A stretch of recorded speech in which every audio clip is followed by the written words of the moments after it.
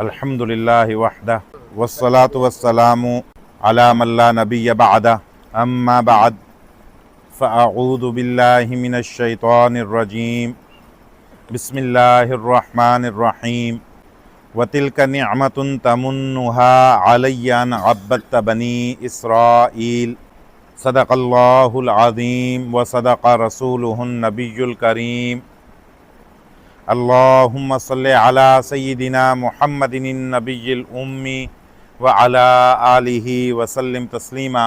میرے محترم بزرگوں اور عزیز ساتھیوں، 14 اگست ابھی قریب میں گزری۔ شکرانہ آزادی کے حوالے سے مختلف جگہوں پر تقریبات اور گفتگو ہوئی۔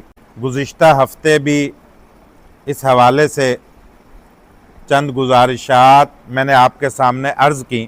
آج ایک واقعہ جو قرآن مجید نے تحریک آزادی کے حوالے سے ذکر کیا وہ عرض کرنا چاہتا ہوں، اور تحریک آزادی پاکستان کے لیے جو جد و جہد ہوئی اس کے حوالے سے کچھ گزارشات کرنا چاہتا ہوں۔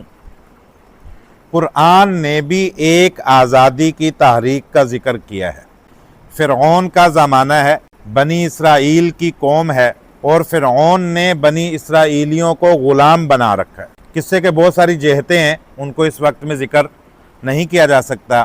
یہ ہمارے علم میں ہے کہ بنی اسرائیل کنعان سے اور بیت المقدس کی زمین کے پاس سے حضرت یوسف علیہ السلام کے مصر میں جانے سے مصر پہنچ گئے تھے، اور پھر یوسف علیہ السلام کے بعد جب ان کا زمانہ ختم ہو گیا اور فرعونیوں کا غلبہ ہو گیا اور فرعون کی حکومت آ گئی، تو فرعون نے بنی اسرائیلیوں کو جو باہر کی قوم تھی، جیسے آج کوئی ہندوستان میں کہے کہ جی مسلمان تو باہر کے، اب لوگوں کو آج کے تعلیمی نصاب میں پڑھایا جاتا ہے محمد بن قاسم ڈاکو تھے، راجہ داہر قومی ہیرو تھے، مقامی ہے نا، لسانی ہے، راجہ داہر قومی ہیرو تھے، اور محمد بن قاسم جو ہیں یہ ڈاکو تھے۔ فرعون قومی ہیرو تھے، موسیٰ علیہ السلام تو اس قوم سے نہیں تھے۔ قومیت کا جب بت سر چڑھ کر بولتا ہے تو اسلام نے جو شناخت دے رکھی ہے وہ دھندلا جاتی ہے۔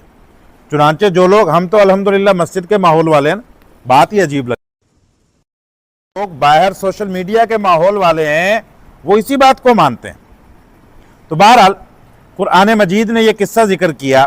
موسیٰ علیہ السلام پیدائش ہوئی، پلے فرعون کے گھر میں بڑے ہوئے، وہاں ان سے ایک مکہ لگ گیا، دوسری قوم کو، قبطی کو، فرعونیوں کی قوم کو ایک مکہ لگ گیا۔ فَوَقَذَهُ 20ویں پارے میں اللہ نے ذکر کیا، اور اس مکے پر اللہ کے حکم سے وہ بندہ انتقال کر گیا۔ ان کے اوپر دفعہ لگ گئی قتل کی، اور ان کے گرفتاری کے وارنٹ آ گئے، اور ایک آدمی نے آ کر بتایا کہ نکل جاؤ۔ وہ یہاں سے تشریف لے گئے اور 10 سال تقریباً مدین میں گزار کے آگے حضرت شعیب علیہ السلام کے پاس۔ اب وہاں سے واپسی پر نبوت مل گئی، اور نبوت کے فرائض میں 2 فریضے مل گئے۔ تورات تو بہت بعد میں ملی، فرعون کے پاس گئے، 40 سال کا زمانہ فرعون کے ساتھ بیت گیا، اور فرعون غرق ہو گیا۔ اس کے غرق ہونے کے بعد قوم کو نجات ملنے کے بعد تورات تو پھر ملی تھی، اس سے پہلے ایسا نہیں ہے کہ فرعون کے زمانے میں تورات مل گئی ہو۔ بہرحال جب ان کو نبوت ملی، نبوت ملنے کے بعد قرآن نے ہی 2 فریضے ذکر کیے۔ ایک تو یہ تھا کہ ان کو تورات ملے گی اور شریعت کی تعلیم دیں گے، دوسرا یہ تھا کہ بنی اسرائیل کو فرعون کی غلامی سے آزادی دلانا ہے اور وہاں سے بیت المقدس لا کر آباد کرنا ہے۔ اس کے بہت ساری جہتیں ہیں، اس کو ہم بعد میں کبھی ذکر کریں گے۔ تو اللہ تعالیٰ نے قرآن مجید میں ان سے کہا کہ ان ارسل، نہیں، اللہ تعالیٰ نے کہہ دیا، اور یہ فرعون کے دربار میں پہنچ گئے۔ اللہ تعالیٰ نے تو فرمایا اذهبا الى فرعون انه طغى، فرعون کے پاس جاؤ، بڑا سرکش ہو گیا۔ جب یہ وہاں پہنچے سورۃ الشعراء میں اللہ فرماتے ہیں کہ انہوں نے جا کر کہا ان ارسل معنا بنی اسرائیل، ہمارے ساتھ بنی اسرائیل کو ارسال، ارسل بھیج دیجئے۔ اب فرعون نے جواب دینا تھا، مجلس میں گفتگو ہو رہی ہے، قرآن مجید نے بڑا اچھا نقشہ کھینچا ہے۔ فرعون کہتا ہے قال الم نربک فینا ولیدا، ولید ولد، ولد بچے کو کہتے ہیں، تم بچے تھے، ہم نے تمہاری پرورش نہیں کی۔ الم نربک فینا ولیدا، وَلَبِثْتَ فِينَا مِنْ عُمُرِكَ سِنِينَ, ہمارے بیچ میں ہی پل کر بڑے نہیں ہوئے, ہمارے ٹکڑوں پہ ہی پل کر بڑے نہیں ہوئے تم. وَفَعَلْتَ فَعَلَتَكَ الَّتِي فَعَلْتَ, یہ قرآن مجید کی تعبیر کا انداز ہے. وَفَعَلْتَ فَعَلَتَكَ الَّتِي فَعَلْتَ, اور وہ جرم تم نے نہیں کیا جو تم سے ہوا تھا. جرم کا نام یہاں ذکر نہیں کیا, اور کہا غلطی کر نہیں گئے یہاں سے, یعنی یہ 2-3 باتیں ذکر کر دیں. اس کا مقصد تھا کہ کیسی دعوت لے کر آ رہے ہو, کیسی بات کر رہے ہو, چپ کر کے یہاں زندگی گزارو. جو موقع, جو بات میں اس وقت میں آپ کو ذکر کرنا چاہ رہا ہوں, اور قرآن مجید نے اس کو نقل کیا, اور موسیٰ علیہ السلام نے فرعون کو جواب دیا, وہ یہ ہے جو میں نے آج شروع میں تلاوت کی. وَتِلْكَ نِعْمَةٌ, یہ تو واقعی نعمتیں ہیں, احسانات ہیں. تَمُنُّهَا, تمن منان, من احسان کرنے کو کہتے ہیں, امتنان ممنون ہونا. تِلْكَ نِعْمَةٌ تَمُنُّهَا, ہاں یہ نعمتیں ہیں, تم نے ہم پر احسان کیا, ٹھیک ہے, لیکن عَلَىٰ أَنْ عَبَّدْتَ بنی اسرائیل, کیا اس بنیاد پر یہ احسان کیا ہے کہ اس کے بدلے میں بنی اسرائیل کو غلام بنا کے رکھو گے؟ یہ اقتصادیات, یہ سیاسیات, یہ دوسری عسکری معاملات, یہ چیزیں جتنے بھی کنٹرول کر لو, ان کی بنیاد پر کبھی قوم کو غلام بنا کے نہیں رکھا جا سکتا. یہ موسیٰ علیہ السلام نے جواب دیا. موسیٰ علیہ السلام نے وقت کی سپر پاور کو, جو ان کی اقتصادیات کو دیکھ رہی تھی, جو ان کو کھانا دے رہی تھی, جو ان کو پال رہی تھی, ٹھیک ہے, ان کو ماتحت رکھا ہوا تھا, موسیٰ علیہ السلام نے جواب دیا. سورۃ الشعراء 2 رکوع, آپ اس کا مطالعہ کریں. وہ فرمایا تِلْكَ نِعْمَةٌ تَمُنُّهَا, یہ نعمتیں جو تم نے ہم پر احسان کیا ہے, بالکل مانتے ہیں احسان کیا ہے, لیکن عَلَىٰ أَنْ عَبَّدْتَ بنی اسرائیل, کیا اس کی بنیاد پر تم ہماری قوم کو غلام بنا کے رکھو گے؟ یہ بنیاد نہیں بن سکتا کبھی قوم کو غلام بنانے کے لیے. اگر قوم میں شعور ہو اور قوم کے نوجوانوں میں شعور ہو تو اس قوم کو غلام بنا کے نہیں رکھا جا سکتا. اچھا, علماء کرام اور حضرات, بزرگ حضرات نکات نکالتے ہیں, انہوں نے ذکر کیا موسیٰ علیہ السلام نے قوم کو تیار کر لیا کہ ہر صورت میں غلامی سے آزادی چاہیے. جب پختہ عزم ہو گیا تو علماء کرام نے لکھا کہ دریا رستہ دینے پر مجبور ہو گیا. جب یہ بھاگے, روانہ ہوئے, قوم کو لے کر نکلنے لگے, اور فرعون پیچھے آیا, تو ٹھیک ہے, ہم تو کہیں گے معجزہ ہے, لیکن اس معجزے کے آگے عزم تھا. ایسا تو نہیں کہا تھا کہ تم نکلو میں رستہ دوں گا, یہ نکلے اور رستہ دیا. پہلے قوم نے عزم کیا, پہلے قوم نے ہمت کی, اور نبی اور نبوت ان کے ساتھ موجود تھی, حضرت موسیٰ علیہ السلام. لیکن اس عزم کے نتیجے میں اللہ نے جو مظاہر فطرت تھے, کیا ہوتے ہیں, پہاڑ ہوتے ہیں, دریا ہوتے ہیں, سمندر ہوتے ہیں, ٹھیک ہے, اور دوسری چیزیں ہوتی ہیں جو ظاہری طور پر انسان کی قدرت میں نہیں ہوتی, لیکن جب عزم اور مصمم ارادہ کر لیا تو جو رستے میں آنے والا دریا تھا, اللہ نے اس کو حکم دے دیا کہ اس عزم کے آگے تم رستہ چھوڑ دو. قومیں یوں عروج پاتی ہیں. چنانچہ جو سپر پاور تھی وہ غرق ہو گئی, سپر پاور ڈھیر ہو گئی. حالات اور ٹیکنیک اور انداز یہ تبدیل ہو جاتے ہیں, لیکن خدائی فیصلے تقریباً وہی نکلتے ہیں. جب قوموں کا عزم ہوتا ہے, وہ غزہ میں ہو, وہ افغانستان میں ہو, وہ کہیں بھی ہو, نتائج بدلتے نہیں ہیں. آپ اس کو تحریک آزادی میں دیکھ لیں, یہاں بھی تو سپر پاور تھی جن کا سورج غروب نہیں ہوتا تھا. اور دوسری اہم بات یہ ہے کہ آزادی کی نعمت یہ اسلام پر عمل کرنے کے لیے ضروری ہے. اس کو دینیات نے ذکر کیا, اس کو اسلام نے ذکر کیا, اس کو قرآن نے ذکر کیا. بعض لوگ بعض موقعوں پر جب یہ دیکھتے ہیں کہ بعض دینی لوگ ان تحریکوں کا حصہ بنتے ہیں تو بعض اوقات یہ بات بھی کہہ دی جاتی ہے کہ سیاسیات میں کیوں جی, لیکن قرآن اس کو ذکر کر رہا ہے, اور اللہ کے حبیب صلی اللہ علیہ وسلم دین اسلام کی بقا کے لیے اور دین اسلام کے عروج کے لیے ادھر ادھر مارے پھر رہے ہیں. ہجرت حبشہ جاؤ بھائی ادھر, دوبارہ ہجرت حبشہ جاؤ بھائی ادھر, طائف والوں سے مذاکرات یہاں جگہ بنتی ہو, مدینہ والوں سے مذاکرات چچا عباس کی موجودگی میں ہوئے اور ٹھوک بجا کر ہوئے. ایسے نہیں گئے وہاں پر یہ حضرات. جس نبی کے مکہ کے قریش جانی دشمن تھے. آپ کا کیا خیال ہے 10-12 مدینہ کے انصار آئے ہوں گے اور نبی کو لے کر چلے گئے ہوں گے جن کے پیچھے 100 اونٹ انعام لگا ہوا تھا؟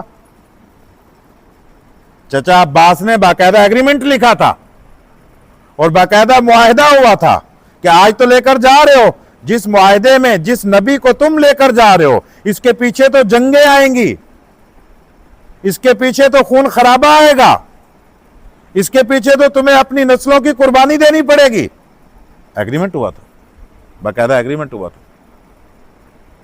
چنانچہ وہ لے کر گئے کہ ہم سب کچھ قربان کرنے کو تیار ہیں، لیکن نبی کریم صلی اللہ علیہ وسلم کی ذات گرامی پر آنچ نہیں آنے دیں گے. تحریک کسی کی بھی لے لیں، مسلمانوں کے لیے یا کافروں کے لیے، عروج آتے ہیں تو صدیوں پہ آتے ہیں، زوال آتے ہیں تو صدیوں پہ آتے ہیں. جسے کہتے ہیں نا لمحوں نے خطا کی، صدیوں نے سزا پائی. غلطی چند لمحات کی ہوتی ہے اور سزائیں بڑی لمبی ملتی ہیں. تو عروج و زوال کی داستانیں جو ہوتی ہیں وہ صدیوں پہ جاتی ہیں. بیت المقدس جب صلیبیوں نے چھینا تھا 90 سال مسلمانوں کے پاس نہیں رہا تھا. 1097 سے لے کر 1197 تک، اور 1197 میں صلاح الدین ایوبی نے اس کو یاد کروایا تھا اور خون کی ہولی تھی. اس کے بعد 9 جنگیں دشمن نے لڑی. صلیبی جنگ ایک نہیں ہوئی، 9 صلیبی جنگیں ہوئیں اور دشمن 9 جنگوں کے بعد ہار مانی.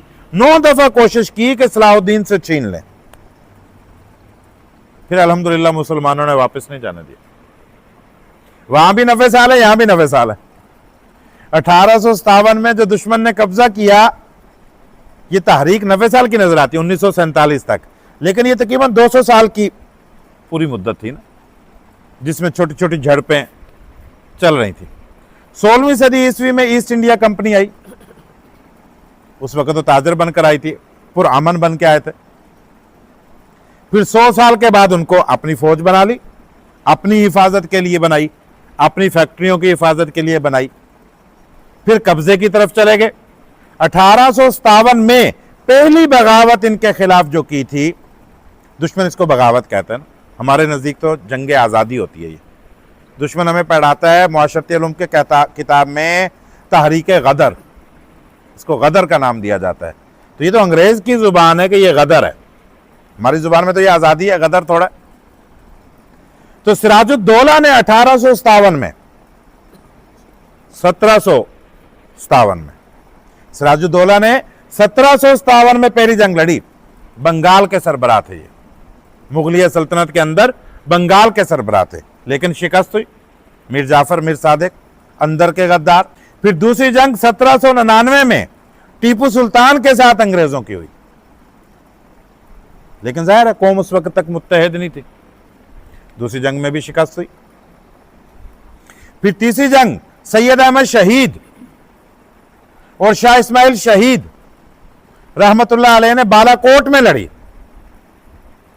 حضرت شاہ ولی اللہ رحمت اللہ علیہ کے پیروکاروں میں سے اور ان کے تربیت یافتہ میں سے حضرت شاہ ولی اللہ رحمت اللہ علیہ کے بیٹے شاہ عبدالعزیز رحمت اللہ علیہ کے انگریزوں نے انگوٹھے کاٹے تھے. اس زمانے میں مہریں لگتی تھی نا، انگوٹھے چلتے تھے، اور انہوں نے فتویٰ دیا تھا انگریزوں کے خلاف، ان کے انگوٹھے کاٹ دیے گئے تھے. اور ان کے پیروکاروں میں سید اسماعیل شہید اور شاہ اسماعیل شہید رحمت اللہ علیہ بالا کوٹ کے قریب دفن ہے. یہاں بھی مخبری ہوگی سکھوں کی، یا سکھوں کے ساتھ یعنی مل کر تھا، مقابلہ تو انگریزوں سے تھا نا، سکھوں کے ساتھ مل کر تھا، اور سکھوں سے وہ معاہدہ آگے پیچھے ہوا، اور پھر سکھوں نے اس راز کو فاش کیا، اور پھر یہ حضرات کی شہادت وہاں پر پیش آئی. یہ کب ہوا؟ 1831 میں. اور پھر چوتھی جنگ 1857 میں ہوئی، جہاں مغلیہ سلطنت کا سقوط ہو گیا اور اسلامی سلطنت کا ہندوستان میں سقوط ہو گیا. مغلیہ سلطنت ختم ہو گئی. حاجی امداد اللہ شہید رحمت اللہ علیہ اور ان کے پیروکاروں نے یہ جنگ لڑی. شاملی کا محاذ کب سجا؟ 1857 میں سجا. لیکن جب ان کو پتہ چل گیا کہ مکمل طور پر پورا ہندوستان مفتوح ہو گیا اور مغلوب ہو گیا، تو نتیجتاً ان پلنے والوں نے، ان لڑنے والوں نے पढ़ने का फैसला किया। फिर मदारिस बनने की बुनियाद रखी गई, मुख्तलिफ मदारिस बने उस वक्त पे। हज़रत मौलाना कासिम नानोतवी रहमतुल्लाह अलैह ये मैदान के लड़ने वाले हैं, और अंग्रेज इनके वारंट गिरफ्तारी थे, और अंग्रेज इनको तलाश करता हुआ इनके सामने आ गया थे, और इन्होंने वहां पर हीला इख्तियार किया कि दुश्मन ने आकर पूछा कि कासिम को देखा है कहीं, पहचानता तो था नहीं, सादा ऐसे थे कि जैसे हो सकता है हम में भी इतने सादा ना हो, ये ज़ात सादगी पसंद थे, तो दुश्मन पहचानता नहीं था। उसने पूछा कासिम को कहीं देखा है? तो हजरत वहां से 2 कदम पीछे हुए कि कुछ देर पहले तो इधर ही थे। तो वो समझे कि शायद उनका मतलब तो था कि यहाँ थे, अब इधर हो गए, और वो ये समझे कि वो इस इलाके में कहीं थे। उन्होंने अपनी तलाश शुरू कर दी होगी। हजरत फिर 3 दिन के लिए रूपोश हुए, और जब रूपोश होकर 3 दिन के बाद बाहर निकले तो लोगों ने, अपने मुसलमानों ने कहा कि हजरत ये क्या कर रहे हैं, दुश्मन कुत्तों की तरह आपको ढूंढ रहे हैं। वो कह रहे हैं कि मुझे पूरी सीरत के अंदर अल्लाह के नबी सल्लल्लाहु अलैहि वसल्लम की सुन्नत ये मिलती है कि 3 दिन के लिए रूपोशी अल्लाह के हबीब सल्लल्लाहु अलैहि वसल्लम ने इख्तियार की, उसके बाद रूपोशी इख्तियार नहीं की। तो सुन्नत पर अमल करने के लिए उन्होंने 3 दिन की रूपोशी इख्तियार की, और उसके बाद बाहर आ गए, जो होगा देखा जाएगा। फिर उसके बाद तालीमी सिलसिले की तरफ आ गए। हम जब शाम गए, हमारा जाना हुआ इदलिब की तरफ, और वहाँ पर जो मुजाहिदीन थे बहुत से लोगों से मिले, किसी के एक आंख पत्थर की है, किसी की एक टांग नहीं है। वो मिलने के बाद पता चलता था कोई शामी जेल तोड़ के आया हुआ था, कोई कैसे था, कोई कैसे था। हजरत वहाँ मुहाजिरीन में खिदमत करे, लेकिन उस वक़्त वो कोई भी मुजाहिदीन नहीं था, यानी असलन मुजाहिदीन थे, लेकिन उस वक्त में वो खिदमत के, उनको पता चल गया था कि अब तो खिदमत करनी है। खैमा बस्तियों के अंदर खिदमत में मसरूफ़ थे, जो राशन आता था, जो खैमे आते थे, उन कामों में लग गए थे। तो यही हाल इस तहरीक का हुआ, और फिर 90 साल इल्मी और तालीमी अंदाज में तहरीक चली। फिर सियासत में आए, 1885 में कांग्रेस, 1905 में मुस्लिम लीग बनी, और कायदे आज़म पहले कांग्रेस में थे, फिर मुस्लिम लीग में आए, और 1913 में मुस्लिम लीग के रुकन बने थे। 1905 में मुस्लिम लीग बनी थी, कायदे आज़म मुस्लिम लीग में नहीं आए थे, नई जमात थी। 1913 में आए, और 1913 से लेकर 1920-21 तक दोनों जमातों के रुकन रहे। और एक वक्त में उन्होंने ऐसा, यानी उनकी काबिलियत ऐसी थी, एक वक्त में उन्होंने दोनों जमातों की सदारत की, इकट्ठा इजलास हुआ, कांग्रेस का भी, इनका भी। बाद में ये दिल बर्दाश्ता होकर, आपको पता है 1928 में नेहरू रिपोर्ट हुई, 1929 में कायदे आज़म के 14 निकात आए, फिर 30, 31, 32 में गोल मेज कॉन्फ्रेंस हुई लगभग। उसके बाद यानी तकरीबन 29-30 के बाद, 14 निकात के बाद, कायदे आज़म हिंदुस्तान से दिल बर्दाश्ता होकर और तहरीक से दिल बर्दाश्ता होकर चले गए थे। इन्होंने 4-5 साल इंग्लिस्तान, वहीं से पढ़े हुए थे, इंग्लिस्तान में गुजारे। और फिर अल्लामा इकबाल गोल मेज कॉन्फ्रेंस के बाद गालिबन 33 या 34 में इनको लेने गए। उससे पहले हर वक्त मुस्लिम लीग, जैसे जमातें होती हैं, वोट होते हैं, 2-3 साल के बाद सदर बनते हैं, मुस्लिम लीग के भी सदर तब्दील होते थे, कभी 3 साल के लिए कोई बन गया, कभी कोई बन गया, कभी कोई बन गया। कायदे आज़म भी उसके अंदर बने, लेकिन सदर बदलते रहते थे। कायदे आज़म उस वक्त तक इसके लिए नुमाया शख्सियत नहीं थे, हाँ नुमाया थे, लेकिन ऐसे नहीं थे कि सारी क़यादत इन्हीं के हाथ में रहेगी। कायदे आज़म नहीं थे, मोहम्मद अली जिन्ना थे। जब 1934 में अल्लामा मोहम्मद इकबाल इनको लेकर आए, उसके बाद 1947 तक अकेले ये सदर रहे, फिर कोई सदर तब्दील नहीं हुआ। फिर कौम को मुत्तहद करना आसान हो गया, और उलमाए किराम में से मौलाना अशरफ अली थानवी रहमतुल्लाह अलैह वो हैं। बाज़ों की राय थी कांग्रेस में होना चाहिए, मुत्तहिदा हिंदुस्तान होना चाहिए, बाज़ों की राय थी कि नहीं अलहदा वतन अजीज होना चाहिए। और पता नहीं मैंने इस राय की बुनियाद यहाँ जिक्र की थी या नहीं जिक्र की थी पिछली दफ़ा। असल बात ये थी, असल तो आज़ादी हम अंग्रेज़ों से ले रहे थे, हिंदुस्तान से, हिंदुओं से थोड़ा ले रहे थे। हिंदुओं पर तो हमने 1000 साल हुकूमत की थी। क्या हम हिंदुओं से आज़ादी चाह रहे थे? और हमें क्यों लेनी पड़ी? दोनों कौमें, हिंदू भी और मुस्लिम भी, पहले नंबर पे तो अंग्रेज को भगाना चाह रहे थे ना, लेकिन दूसरे नंबर पर चूंकि इनकलाब फ्रांस आया हुआ था और जमहूरियत का जमाना आया हुआ था, अल्हम्दुलिल्लाह इस्लाम ने अखलाक और ताकत और गलबे की बुनियाद पर जमहूरियत पर अकलियत होते हुए 1000 साल तक हुकूमत की। लेकिन उस वक्त तो वोटिंग नहीं थी, उस वक्त तो बादशाहत थी, अब जमहूरियत थी। इनको यह अंदाजा हो गया था कि अगर मुत्तहिदा हिंदुस्तान में वोट पड़े तो हुकूमत हमारी तो नहीं होगी, हिंदू हिंदू को वोट देगा, गलबा उनका हो जाएगा। ہم نے جتنی بھی حکومت کی ہماری تعداد کم ہے, اکثریت علاقے 4 ہیں 5 ہیں 6 ہیں اور کتنے ہیں, باقی سارے تو ہندو اکثریت یہ علاقے ہیں. چنانچہ اس موقع اچھا ان کے رویے بھی سامنے نظر آ رہے تھے سیاسی طور پر. نہرو رپورٹ میں سارے مسلمانوں کو نظر انداز کر دیا تھا, نوکریوں میں مسلمانوں کو نظر انداز کر دیا تھا. تو ان کو اندازہ ہو گیا کہ انگریزوں سے تو آزادی لینی ہے, لیکن آگے اگر ہندوؤں کی حکومت آ گئی تو وہ 1000 سال کا بدلہ اٹھائیں گے. جو ہم نے حکومت کی اب ان کی حکومت ہوگی. تو ان کو لگا کہ الگ سے آزاد ملک اور سلطنت ہونی چاہیے. چنانچہ تحریک کا دوسرا حصہ بن گیا 2 قومی نظریہ. اور وہ نظریہ کیا تھا؟ ہماری زمین ایک ہے, ہندوستان اور پاکستان ایک سرزمین ہے, قومیں بھی ایک ہے, مطلب ایک ہی جگہ پر پلنے والے لوگ, زبانیں ایک ہے, سب ایک زبان بولنے والے لوگ تھے, رنگت ایک ہے. تبدیل کیا ہے؟ تبدیل نظریہ ہے, تبدیل ثقافت ہے, تبدیل تہذیب ہے. ورنہ اگر رنگ کی بنیاد پر ہوتا, زمین کی بنیاد پر ہوتا, زبان کی بنیاد پر ہوتا تو ہم تو ایک قوم ہیں.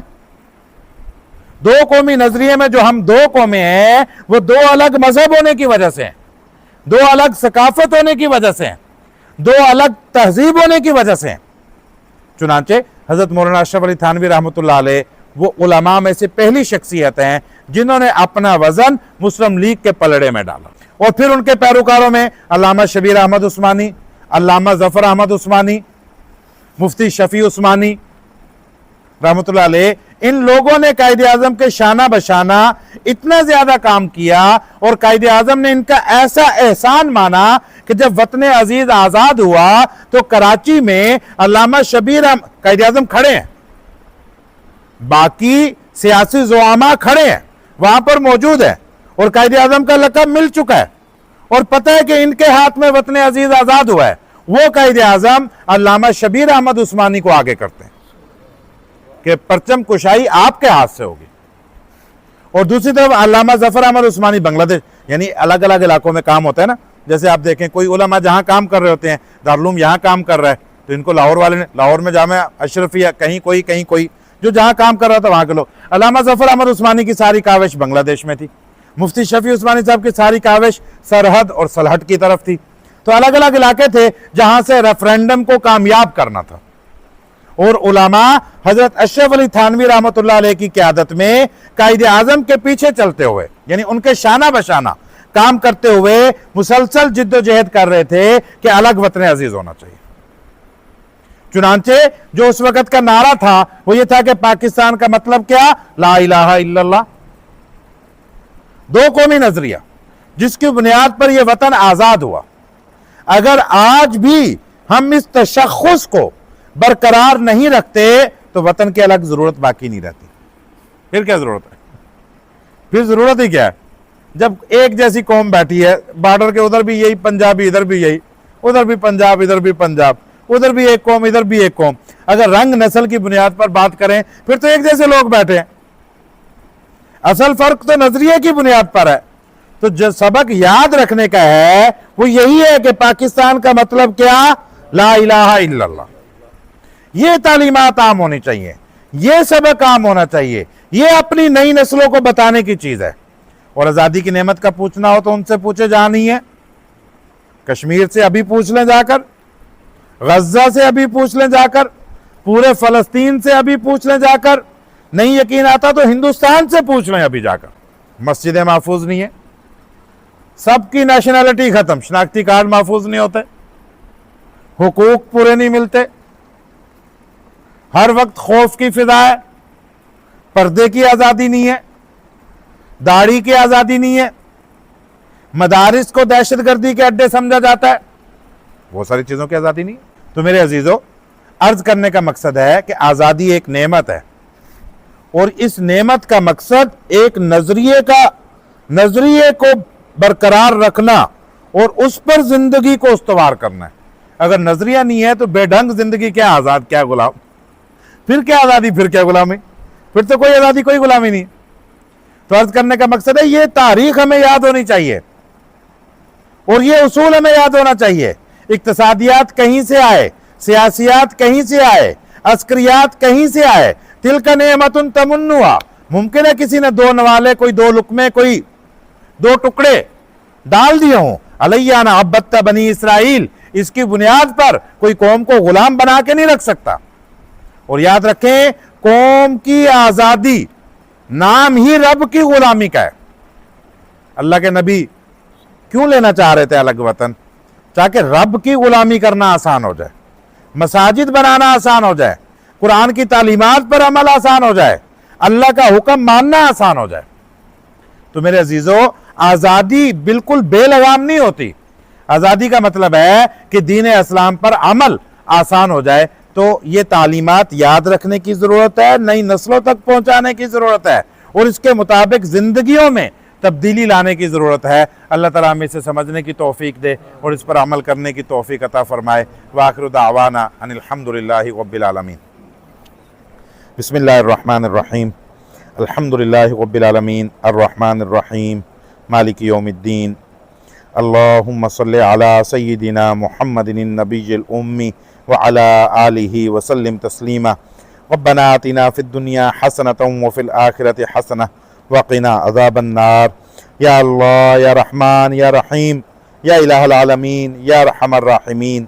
ए अल्लाह, आपने जो हमें इस वतन अज़ीज़ की आज़ाद फ़ज़ाएँ अता की हैं, ए अल्लाह, तो अपने फ़ज़ल से हमें इस आज़ादी की नेमत की कदरदानी की तौफीक अता फरमा। ए अल्लाह, जिन हमारे आबा व अजदाद ने कुर्बानियाँ दी हैं, ए अल्लाह, इस वतन अज़ीज़ को आज़ाद करने के लिए और यहाँ दीन के निज़ाम को नाफिज करने के लिए, ए अल्लाह, उनकी कुर्बानियों को कबूल फरमा कर, ए अल्लाह, वतन अज़ीज़ को, ए अल्लाह, दीन का गहवारा बना दीजिए। ए अल्लाह, पाकिस्तान की नज़रियाती जुग्राफियाई सरहदों की हिफाजत फरमा दीजिए। ए अल्लाह, पाकिस्तान को अंदरूनी बैरूनी हर किस्म के दुश्मनान से ए अल्लाह महफूज फरमा दीजिए। ए अल्लाह, वतन अजीज ने आज तक हमको पाला, जैसे तैसे पाला। ए अल्लाह, हमको भूखा नहीं रखा, हमें जैसे तैसे पाला, हमको भूखा नहीं रखा। ए अल्लाह, तो अपने फजल से हमें भी वतन अजीज के लिए अपना किरदार अदा करने की तौफीक अता फरमा दे। ए अल्लाह, जो सबक हमने पढ़ा, ए अल्लाह, हमें आइंदा नस्लों को बताने की तौफीक अता फरमा दे। ए अल्लाह, कौमों के उरूजो ज़वाल बताते हैं कि जब ज़वाल आता है तो सदियों पर मुहीत आता है। ए अल्लाह, तो अपने फजल से पाकिस्तान को ज़वाल जैसी शिकस्त से ए अल्लाह महफूज फरमा दीजिए। ए अल्लाह, ज़वाल आता है, नस्लें तबाह हो जाती हैं, दीन तबाह हो जाता है। ए अल्लाह, हर चीज तबाह हो जाती है। तो अपने फजल से ए अल्लाह, पाकिस्तान को तरक्की की मनाजिल अता फरमा दे। ए अल्लाह, हमारे वतन अजीज को ए अल्लाह नेक साले अहल हुक्मरान अता फरमा दे।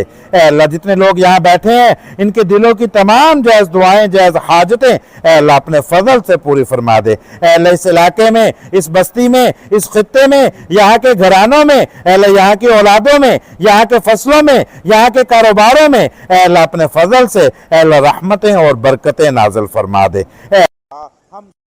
ए अल्लाह, लग़्व और फजूल और बेहुदा और बेकार ए अल्लाह जिंदगी गुजारने से बचा लीजिए। ए अल्लाह, हमको एक नजरिए के तहत, ए अल्लाह, दीन इस्लाम के तहत, ए अल्लाह, रब के अहकाम का फरमा बरदार बनाकर ए अल्लाह, तो अपने फजल से जिंदगी गुजारने की तौफीक अता फरमा दे। ए अल्लाह, हम अपनी जिंदगी के एक एक लम्हे को ए अल्लाह सोच सोच कर, ए अल्लाह तोल तोल कर ए अल्लाह गुजारने वाले बन जाए। ए अल्लाह, हमारी जिंदगी को दीन इस्लाम के मुताबिक ए अल्लाह मिसाली जिंदगी बना दीजिए। ए अल्लाह, जब इस दुनिया से जाने का वक्त हो, ए अल्लाह, हमारी जुबान पर आखिरी कलिमा ए अल्लाह ला इलाहा इल्लल्लाह मुहम्मदुर रसूलुल्लाह जारी फरमा दीजिएगा। ए अल्लाह, जब इस दुनिया से जाने का वक्त हो, ए अल्लाह, नेक फरिश्ते, ए अल्लाह, नेक रूहें ए अल्लाह हमारे इस्तिकबाल के लिए आगे मौजूद हों। आगे की सारी मंजिलें ए अल्लाह, तो अपने फजल से हम सब के लिए आसान फरमा दीजिएगा। ए अल्लाह, जितने साथी यहाँ बैठे हैं, ए अल्लाह, किसी के दिल में कोई ए अल्लाह किसी की कोई जरूरत हो, ए अल्लाह, तो अपने फजल से उसको पूरा फरमा दे। ए अल्लाह, किसकी कोई परेशानी हो, ए अल्लाह, तो अपने फजल से उसको खत्म फरमा दीजिए। ए अल्लाह, हासिदीन के हसद से, शरीर के शर से, फतीन के फितनों से ए अल्लाह हम सब की हिफाजत फरमा दे। ए अल्लाह, इस मस्जिद और मदरसे को पूरी दुनिया में दीन की खिदमत के लिए कबूल फरमा लीजिए। ए अल्लाह, जो इसे आबाद करे तो उसे आबाद कर दे। ए अल्लाह, जो इसे आबाद करे तो उसकी नस्लों को आबाद कर दे। अल्लाहुम्मा صلی علی سیدنا محمد النبی الامی وعلی آلہ وسلم تسلیما آمین آمین برحمتک یا ارحم الراحمین.